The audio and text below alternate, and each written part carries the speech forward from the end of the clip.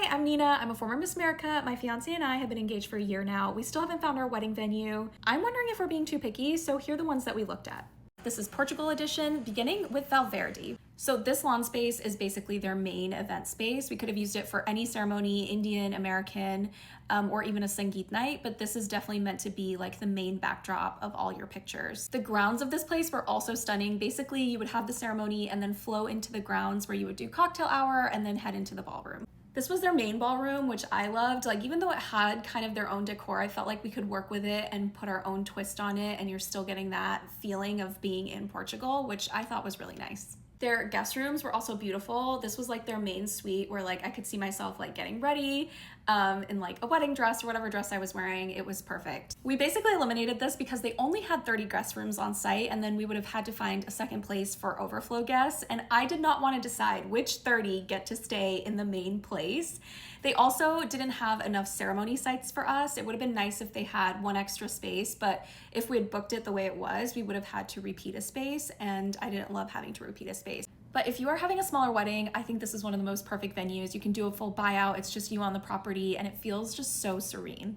Next place we looked at was Penolonga. I loved this property. It's a Ritz-Carlton property, but it had multiple sites to be able to host everything we wanted in one place, and could also host the 150 to 200 people, which was our guest list. This was one of their ceremony sites, which you could do a lot of different variations based on the decor of this. Another one of their either cocktail hour or ceremony sites. I totally saw the Indian ceremony in here. I was also looking for places where you didn't have to do a lot of decor. I didn't want a blank canvas. I wanted something that already had something interesting that was going on. Ultimately, this was a pass for us because I came to realize that everyone and their mom who is Indian has gotten married on this property. I did not know that when I went to actually look at it, but they've done a ton of Indian weddings. So I think this is a perfect venue if you are having multiple ceremonies, you're having a big wedding, you want everyone to stay on site, they're well-oiled machine, but it just felt a little impersonal. It felt like they were just churning things out. But if you want like a system where you know it's gonna be reliable, then this is the property for you. And it's beautiful. Last venue we looked at was called Forte de Cruz, and this was one of my favorite venues. I loved it. It first had the most insane view, and it had a perfect indoor-outdoor flow, so I thought this would be great for a Sangeet night.